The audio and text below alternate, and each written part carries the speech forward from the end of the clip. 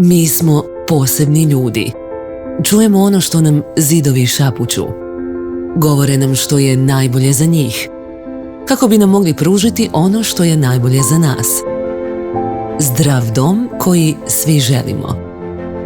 Mi smo šaptači zidovima.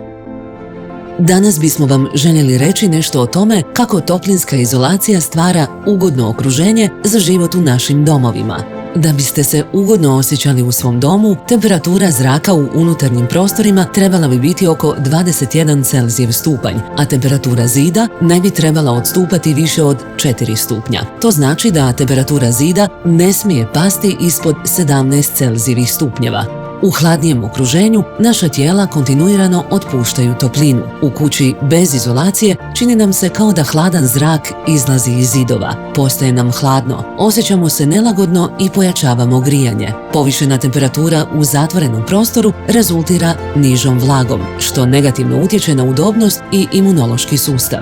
Izolirajući kuću izvana ne trebamo više toliko grijati, čime štedimo energiju. Također u unutarnjem prostoru vlaga ostaje na zdravom nivou. Uz to su značajno smanjeni troškovi energije kao i emisije CO2. A kako mi to sve znamo? U našem istraživačkom Viva parku prikupljamo, mjerimo i analiziramo podatke. Mi slušamo što nam zidovi govore. Kada bi zidovi mogli govoriti, preporučili bi Baumit. Vaš dom, vaši zidovi, vaše zdravlje.